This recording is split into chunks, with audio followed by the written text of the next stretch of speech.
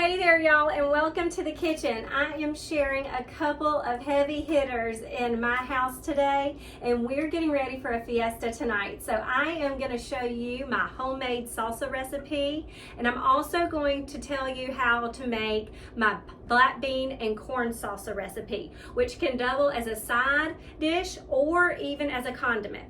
So the two things I'm going to start with are my two salsas, because the longer they sit and marinate together, the better they get. And then I'm going to share with you the things that I do when I know I'm having a party coming up to make sure that I am present that evening and enjoying my company and my family.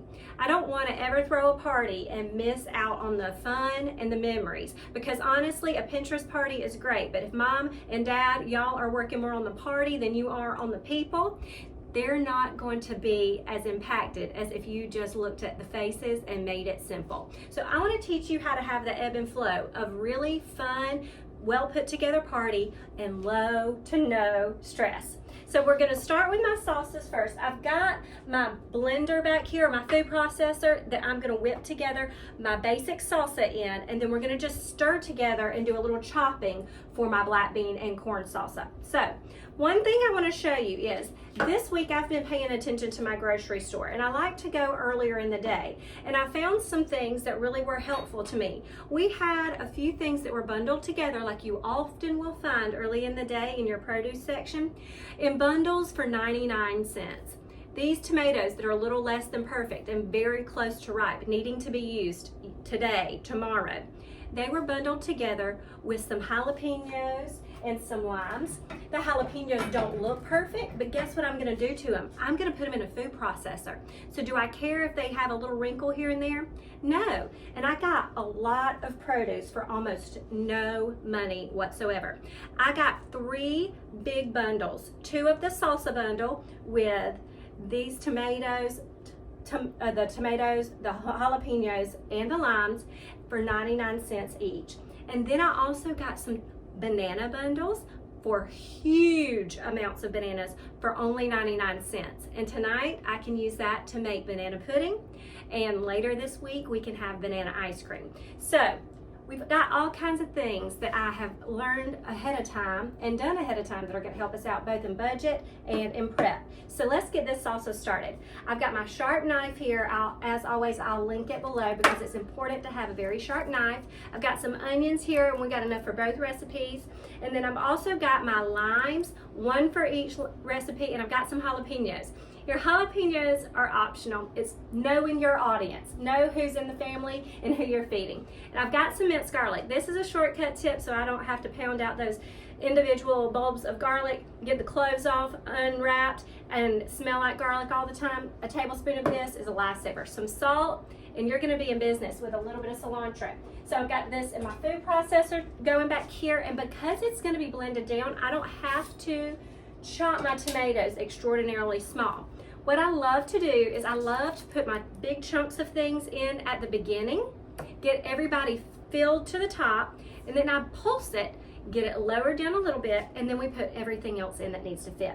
So don't waste your time here doing the perfect chopping and all the stuff that I've been teaching you.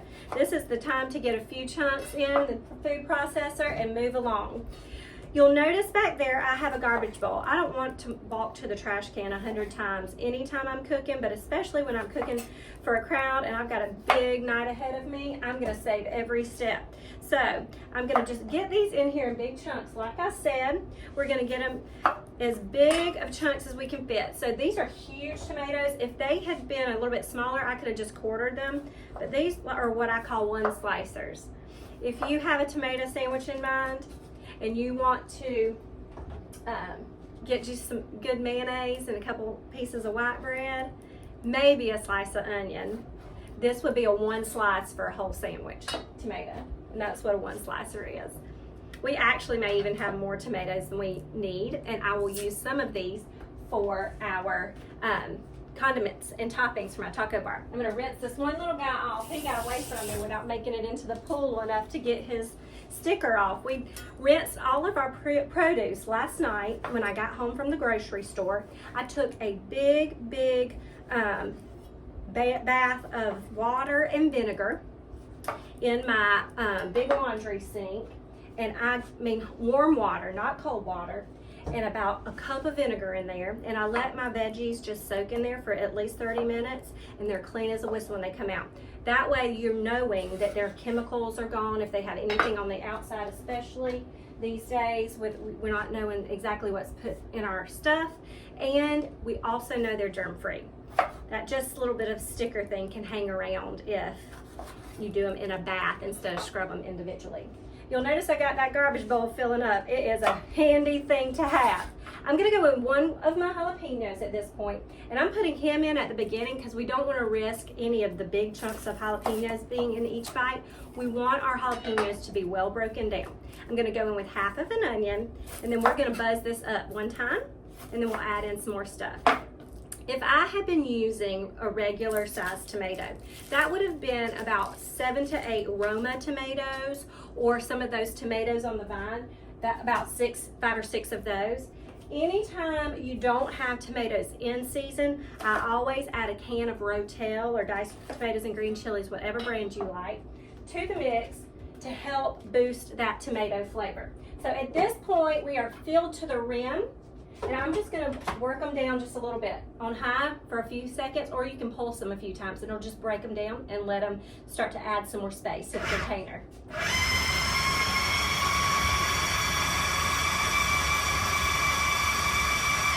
All right, we've made some room. So now that we've made some room, I'm gonna add in a good hefty handful of cilantro. For me, I really do love cilantro, but this is a preference thing. I've got what I would call half a cup of cilantro here. And then into that, I'm gonna add some lime juice. We're gonna start with the juice of 1 lime, and then we're gonna see where we are. I definitely will taste this, and I want to know exactly what I'm working with long before I serve it. So we're not gonna wait till the end to taste for salt. We'll taste now for salt and seasonings, and then after a few hours, it'll be even better. So let me get my little squeezer here, wherever I have it. Oh, I might have to do it by hand. I'll just do it by hand. Sometimes I need the exercise. Okay, so oh yeah, this is a good juicy one, and I'm so glad I got him on clearance. That's awesome. It's so good when something turns out just because it wasn't pretty. It was cheaper, but heavens, it just is the juiciest lime. Very good, very good. All right, so I'm gonna go in with some garlic. I'm gonna do a heaping tablespoon. And again, this is not gonna get cooked. This is raw garlic, but because of the lime juice in here, it will get slightly broken down, and this acid in the tomatoes will help too. And then last but not least, a good pinch of salt. Remember, there's a lot of veggies in here. We don't want to leave this low on the seasoning department. Good 2 pinches. Okay, if we weren't in prime tomato season, August in Alabama, I would add a nice can of Rotel to this. I'm gonna buzz it up, test it, and I still might want that. But typically I don't need it this time of year. All right, get that lid on and let it rip. We're gonna start on low and go high. All right. I like a little chunkiness to my salsa. I'm going to show you where it's at. We're going to actually let me taste it first, because if I need to add something, we don't want to have to try to fix it back onto the food processor base. Really all I'm looking for here is enough garlic, cilantro, and salt. Woo! And that's a good jalapeno. Okay, that's delicious. I do want to add a little bit more tomato. It has a great flavor, but it can be bumped up. And a good thing about this Rotel is it has some lime juice and some green chilies in it, so it's gonna boost your flavor again. So because I left this on, we can do this now. All right, garbage bowl, top one more time. All right, one good round and we should be in business. Going. Okay. Oh yeah, that looks amazing. Yummy, yummy. I'm gonna get this into a bowl.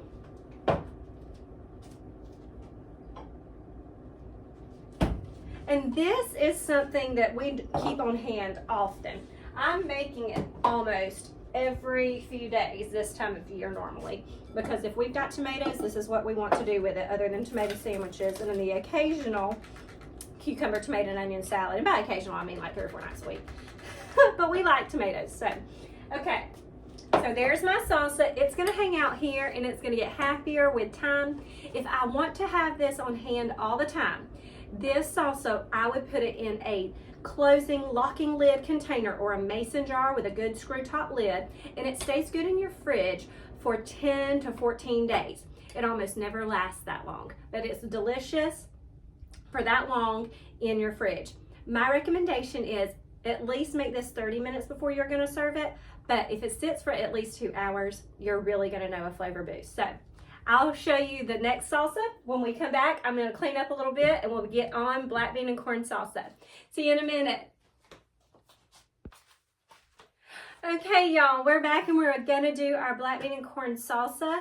I am excited to try these, so much so that I am already prepared with my chips in the background. So we're going to taste everything when I get done with this. So what we're going to do now is we're going to build a partially canned situation and partially chopped situation for this salsa.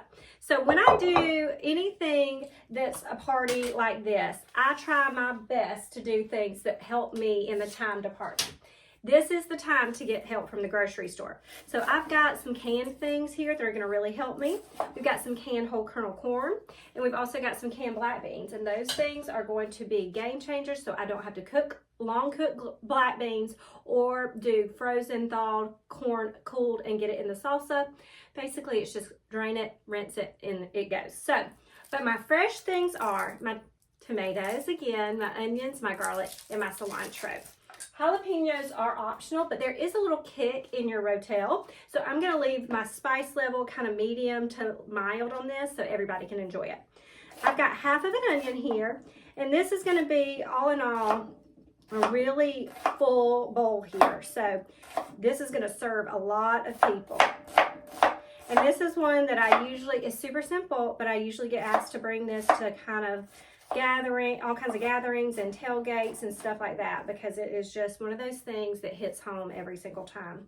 It's hearty enough to feel kind of like a side dish or an appetizer instead of just a dip. So we got our onion going in, and this is a huge tomato, so I'm going to do maybe about half of him.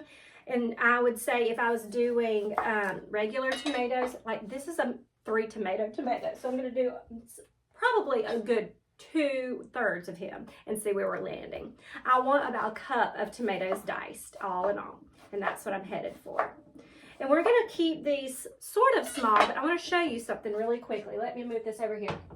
We've talked about knife skills and knife safety and sharpness and all that kind of stuff a lot, but one thing that you always can use to test your knife is how it cuts a tomato. If you're cutting tomatoes and the tomato is getting crushed before it's getting sliced, your knife is not sharp enough. So watch this. My knife is going to go through this, and I'm not even going to hardly have to even apply pressure. That way you know your knife is sharp enough. It's not going to do any damage to whatever you're cutting. It's just going to get right through to the point. That's also important when you have things like onions. They're going to be less likely to make you cry, because the more you crush them and get into that flesh, the more juice they let out and the more tears you're going to shed. So even so, this one is so sharp to the point, and it seems more dangerous, but honestly, when you get cut with this, it's safer and it heals better. So I can go through like this, like that, and then back through again, and this is still sharp enough that those scored places are staying together. So all said and done, about a cup of chopped tomato. Here's a tip: if you are in a hurry, you can buy chopped tomato and onion, sort of pico de gallo blend in your produce section. This is where the shortcut stuff comes in. If you're in your produce section, go ahead and buy a thing of pico de gallo mix. You would take your shortcut with the canned beans and canned corn, mix all that together, and the only fresh things you're going to have to do are salt, lime juice, and cilantro, and the cilantro is optional. If you don't want to do the cilantro, I just recommend bumping up a little bit more like green onion flavor, or just make sure you got plenty of salt and lime juice in there. So I'm going to get this rinsed real quick, and I'll be right back. Okay, so my black beans are drained and rinsed. This is one recipe that I always rinse my black beans. and I make sure that they've got all of that excess liquid off of them, because it's just a really clean and fresh application. So the next thing I'm going to do is I'm going to get my corn in here, and I've got 1 can of corn. If you only have frozen corn, you can thaw it on the counter and make sure it's just drained with no extra liquid in it, or you can nuke it for half the time, let it cool, any kind of heat that has left, and then put it in here. This doesn't have so much liquid that I can't just drain it over the garbage bowl. It doesn't have to be rinsed. We're just draining the corn. Okay, let's get the lid out. Be careful with your lids. I'm kind of trying to get my corn to make this one pop up, and then I will get in there. I'm going to get it a little bit more with my can opener. The worst cuts I have ever had in the kitchen have not come from knives for the most part. They have been from can lids, and it's so true. I'm going to get my knife. Even the best of us can get stuck with one sometimes. Okay, the most practiced. Don't get cut. Don't get stuck on those. Okay, now my corn. And I've also got my cilantro. Gonna go in here. And again, this is a percentage thing. What do you like in the cilantro department? But for me, I'm gonna go at least half a cup of cilantro here. Whenever I bring my herbs home from the grocery store, I like to go ahead and rinse them, dry them completely, and then wrap them in a paper towel. Or if I know I'm going to use them in the next few days, I like to rinse them, dry them completely, and then I put them in a vase or like a mason jar in my windowsill with a little bit of water in the bottom so they stay nice and happy, almost like I would flowers. Okay, and that's only if I'm going to use them really quickly, because otherwise they do need to be in the refrigerator a little while. All right, so that was that, and then we're going to go in with 2 cans of Rotel here. The Rotel is going to really add that liquidiness that you get in a salsa without having to blend this. Again, this is a shortcut ingredient because there's a lot of flavors in here other than tomatoes. There's salt, garlic, green chilies, and even a little bit of herbiness in the background. So this is really a good thing to have on hand. Come here now, y'all don't run away. So 2 cans of Rotel. And all that juice is going in here to make it a really good saucy situation. Then I'm going to do a heaping tablespoon of my minced garlic. Maybe a little bit more because that wasn't as heaping as I wanted it to be. If I say heaping tablespoon and you're using an exact tablespoon measure, you probably are going to want to do 2. Okay, and then a juice of my lime. And I'm going to guess because he was paired with that other guy, he's going to be nice and juicy, and I'm right. There we go. And the lime juice is going to break down these vegetables just a little bit and give you a little bit more liquid in the pan, as well as the salt that we're about to put. The salt's going to really let it get a little bit of moisture out and sort of weep a little bit. Then my salt's going to go on a good, I would say a couple teaspoons or less than a little tablespoon, but generous. Stir it, test it. This probably will depend on the saltiness of the brand of your chips or how you're serving it. I'm going to get a bigger spoon. I'd be here all day stirring that up with that tiny deal. All right, so, and my bowl is full like I said it would be, but it smells amazing. This is one of the things that I say again, longer it sits, the better it gets, just like that salsa. This could easily stay in your fridge and you could eat it all week long. My husband loves to put this as a topping on grilled chicken and cilantro lime rice when I make that. Or he also loves to put it on his Mexican rice on taco night, like a topping, as well as dipping in it. We do all kinds of things with this salsa. I took this to my girls' dance Christmas party, and all of their little dance teachers were like, how did you make this? This is the best thing ever. So I've got all my little dance teacher girls loving it too. They're precious. Some of my favorite little girls. Okay. There you go. Isn't that pretty and so impressive? I can cover this and it'll get better later, but we are tasting these 2 salsas, and then we're going to move on to some tips, tricks, and what I've got moving next to help this fiesta get on the road. Okay, but to taste, I'm going to taste the black bean salsa first. And the reason I'm going to do that is because I know the other one's more spicy. Okay.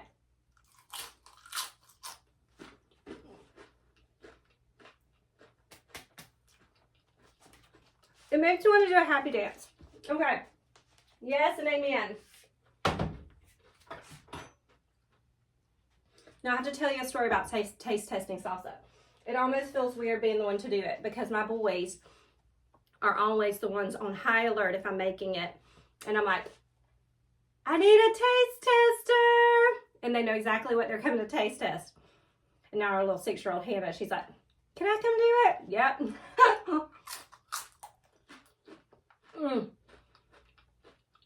It's so fresh. Let me tell you, y'all, if you want to love somebody well, make them some salsa. They're going to love you. Okay, so a couple of things that I'm going to do later, but I want to show you the nitty-gritty of how we get there. I've got my Instapot set up, and in just a little while, I'm going to put a pork loin roast in there. And I'm going to season that with a secret ingredient that I want to share with you. We're going to do another can of Rotel because it's my favorite. And then I've got some green taco sauce. This is Salsa Verde. We're going to add that in there. I'm going to add in an onion, so it's going to be about 3 or 4 pounds of pork, salsa verde, an onion, Rotel, and a little bit of taco seasoning, like the equivalent of 2 packets, which I actually make from scratch. And that's going to go in my Instapot. So that's a great tip. Take advantage of your crock pots and your Instapots anytime you're entertaining. You always want to use the things that A, don't heat up the whole house, and B, can be working for you without you standing beside them. So that's going to go in my Instapot. The other thing that I did that I want to talk to you about is I got some ground beef yesterday. I got 2 packs because they had it on major sale. And normally my taco meat does not take long at all. But what I'm going to do today is I'm about to brown this taco meat, and instead of completely finishing it and leaving it on the pan, I'm going to put my taco meat in my crock pot, and it's going to be on low the whole time we have the party going on. Another thing I did is those 99-cent bundles I saw with the salsa stuff in them. They also had iceberg lettuce in big bulk, so I got several heads of that. I'm going to shred all that ahead of time. And instead of being out in big bowls, I've got aluminum trays lined up, and I'm going to do a tray of the lettuce, a tray of cheese, a tray of different kind of chips and tortillas and all that kind of stuff, and so on and so forth. So everything that has a place can already be done ahead of time. So really this morning I'm about to just go upstairs and chop up some more lettuce, get that covered, and away we go. So if you want to have a perfect birthday party without having to miss on the phone, I suggest that you follow along for more. This episode has started with the salsas, and I'm going to show you in the next few episodes all week long how this party unfolded. So keep following. See you later, y'all. Happy cooking.